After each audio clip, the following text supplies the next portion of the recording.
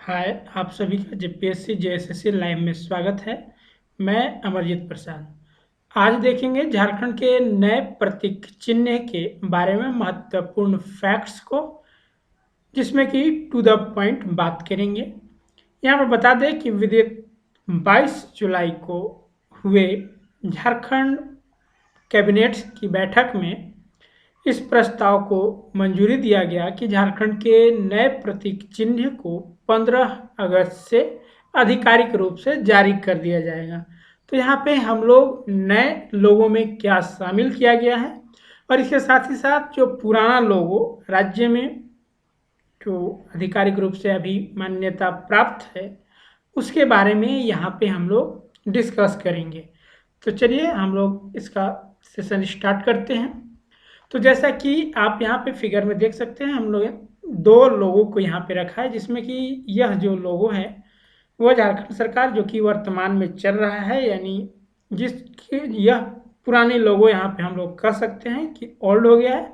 अब यही इसी लोगों के स्थान पे जो है वो 15 अगस्त से नए लोगों का या इस पोजीशन में दिया हुआ है, इस लोगों को आधिकारिक रूप से मान्यता मिल जाएगी। और जितने भी सरकारी संस्था है या फिर अदर जो भी संस्थाएं हैं वो इस लोगों को प्रयोग करेंगे, जिसको 15 अगस्त से जारी किया जाएगा। अब यहाँ पे सबसे पहले हम लोग बात करते हैं पुराने लोगों के बारे में कि इसमें क्या शामिल किया गया है।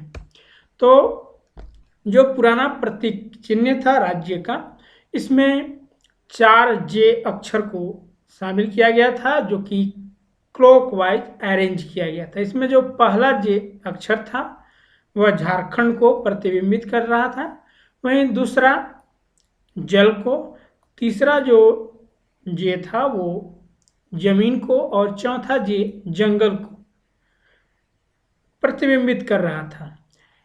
इनको बीच में जो था वह एक अशोक चक्र नीले रंग का स्थापित किया गया था, और यह राष्ट्रीय ध्वज तिरंगा से नीले रंग का जो अशोक चक्र है उसको लिया गया था। और इसमें तिलियों की अगर बात करें तो जो राष्ट्रीय ध्वज में जितनी तिलियां हैं यानी 24 तिलियां, वही तिलियां यहाँ पे भी स्थापित हैं, यानी इसमें भी 24 तिल्ली का ही प्रयोग किया गया है। अब इसको जो आधिकारिक रूप से जो मान्यता दी गई थी राज्य सरकार के द्वारा वह 26 फरवरी 2002 को दी गई थी। ठीक है, इसमें जो हरा रंग प्रयोग किया गया है वो राज्य की हरियाली को दर्शाता है। इसके जो डिजाइनर थे वो राष्ट्रीय अभिकल्पना संस्था अहमदाबाद के अमिताभ पांडे थे। ठीक है, उन्हीं के द्वारा यह डिजाइन किया गया था। तो ये तो पुराने लोगों के बारे में हुआ, जिसे अब यानी 15 अगस्त से इसको जो मान्यता प्राप्त थी वह खत्म हो जाएगी, और उसके बाद नए लोगों जिसे मंजूरी दिया गया है वह आधिकारिक रूप से जारी होगी। तो अब हम लोग देखते हैं कि नए लोगों में क्या शामिल किया गया है।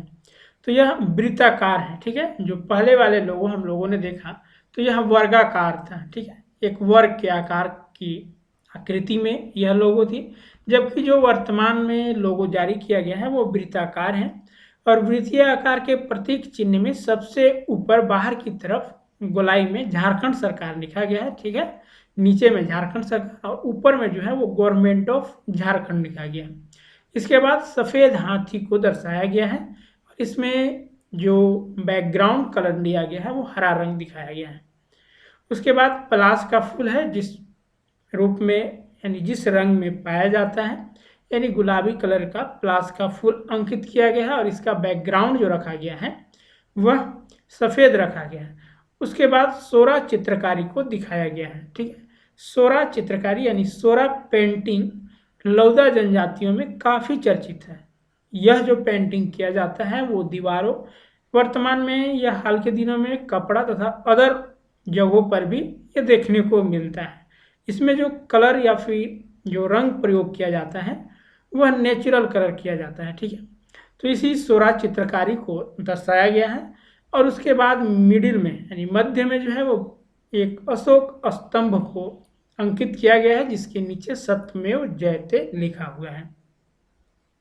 अब यहाँ पे इसमें विशेषताएं, जो भी कलर्स या फिर जो आकृति इसमें दर्शाई गई है उसकी विशेष विशेषताएं क्या है उसके बारे में देखते हैं। तो इसमें जो हरा कलर का प्रयोग किया गया है यानी हरा रंग, वो झारखंड की हरी भरी धरती और वन संपदा को प्रतिबिंबित करता है। वही हाथी जो कि सफ़ेद रंग से दर्शाया गया है, यह राज्य के ऐश्वर्य और प्रचुर प्राकृतिक संसाधनों और समृद्धि को दर्शाता है। ठीक है, यहाँ पे जो सफ़ेद हाथी दर्शाए गए हैं उस पे अभी विरोधाभास भी जारी है, क्योंकि हाथी जो सफ़ेद हैं यानी एक्चुअल में सफ़ेद हाथी होते नहीं हैं। वहीं प्लास का फूल जो है वो प्राकृतिक सौंदर्य का परिचायक है। सोरा चित्रकारी या राज्य की समृद्ध सांस्कृतिक विरासत को प्रतिबिंबित करती है। सोरा चित्रकारी के बारे में हम लोग डिटेल्स देखेंगे इस वीडियो के लास्ट में। अशोक स्तंभ या राष्ट्रीय प्रतीक चिन्ह होने के साथ ही उपबंधित शक्तियों के साथ राज्य की संप्रभुता शक्ति का द्योतक है और देश के विकास में झारखंड की भागीदारी को भी प्रदर्शित करता है। तो यह कुछ विशेषताएं थी जिनका प्रयोग इसमें किया गया है। अब यहाँ पे जो नए चिन्ह में किसको शामिल किया गया है वो देखते हैं। तो यहाँ पे जैसा कि हम लोगों ने देखा कि इसका जो शेप है यानी जो आकार है वो वृत्ताकार है। इसमें हाथी जो कि सफ़ेद कलर से इसके दिखाया गया है, उसमें कुल हाथियों की संख्या 25 है। प्लास की कुल संख्या 19 है। और इसमें जो सोरा चित्रकारी यहाँ पे देख सकते हैं, इसमें लोगों को दिखाया गया है। तो इसमें कुल 33 जोड़े लोग को शामिल किया गया है, यानी 66 लोग इसमें अंकित किए गए हैं एक वृत्तीय फॉर्म में। ठीक है, और उसके बाद जो मिडिल में जो है वो एक अशोक स्तंभ को अंकित किया गया है। अब यहाँ पे हम लोग सोरा चित्रकारी के बारे में जानते हैं। तो यह उड़ीसा राज्य के लौदा जनजातियों यानी जो आदिवासी है उनके द्वारा घरों की दीवारों पर बनाई जाने वाली चित्रकारी को सोरा चित्रकारी कहा जाता है। यह जो चित्रकारी है वो घरों के दीवारों के अलावा कपड़ा तथा अदर स्थानों पर भी बनाया जा रहा है। अब इस चित्रकारी को योन या फिर इडी ताल भी कहा जाता है। यह बहुत हद तक उत्तरी सह्याद्री श्रेणी में रहने वाले लोगों के वेरली चित्रकारी के समान ही दिखाई देता है। ठीक है, तो सोरा चित्रकारी वेरली चित्रकारी के समान दिखाई देता है। सोरा चित्रकारी जो है वो लौदा जनजातियों के लिए धार्मिक महत्व रखता है। यहाँ पे लौदा जनजाति के बारे में बता दें कि ये अपने आप को सबरी से जोड़ते हैं। सबरी जो कि रामायण में भगवान राम की भक्त हुआ करती थी। ठीक है, तो उससे ये स्वयं को जोड़ते हैं। इस चित्रकारी के अंतर्गत प्रत्येक चित्र में एक आयताकार फ्रेम बनाया जाता है। ठीक है, यहाँ पे देख सकते हैं आयत के फ्रेम में, और इसमें विभिन्न प्रकार के देवी देवता तथा अदर आकृतियों को शामिल किया जाता है। ठीक है, तो यहाँ पे देख सकते हैं ये बीच में जो सर्कल फॉर्म में यहाँ पे दर्शाया गया है। तो इसी तरह से कुछ जो नए लोगो है उसमें भी यहाँ पे दर्शाया गया है। यहाँ पे देख सकते हैं इसमें जो है चित्र को अंकित किया गया है। तो यह सोरा चित्रकारी से लिया गया है। अब यहाँ पे ये होता है कि अब ये हमारे लिए यहाँ से जो प्रश्न पूछे जाएंगे एग्जाम्स में वो किस प्रकार के होंगे। तो यहाँ पे सबसे पहला कि जो हमारा पुराना लोगो था वहाँ से भी प्रश्न पूछे जाने की प्रबल संभावना है कि इसकी स्वीकृति कब दी गई थी और इसका स्वीकृति कब समाप्त हो गई। तो यह 15 अगस्त 2020 को जो ये लोगो जारी किया गया था वह समाप्त हो जाएगी और उसके जगह नए लोगो आएगा। इसमें जो 4J थे उनको किस किस रूप के में प्रतिबिंबित किया गया था ये भी आपके लिए इम्पोर्टेंट है। इसके साथ ही साथ डिज़ाइन, ये डिज़ाइन किसके द्वारा की गई थी। यहाँ मैं बता दें कि वर्तमान में जो नए लोगो जारी किया गया है इसको आधिकारिक रूप से कोई भी जो जारी करता है यानी किनके द्वारा बनाया गया है यह आधिकारिक रूप से इसका जानकारी नहीं दी गई है। ठीक है, हो सकता है किसी कंपनी को दे दी गई होगी क्योंकि अभी सॉफ्टवेयर का ज़माना है और यह किसी कंपनी के द्वारा किया जा सकता है। वहीं तो यहाँ से भी प्रश्न पूछे जा सकते हैं।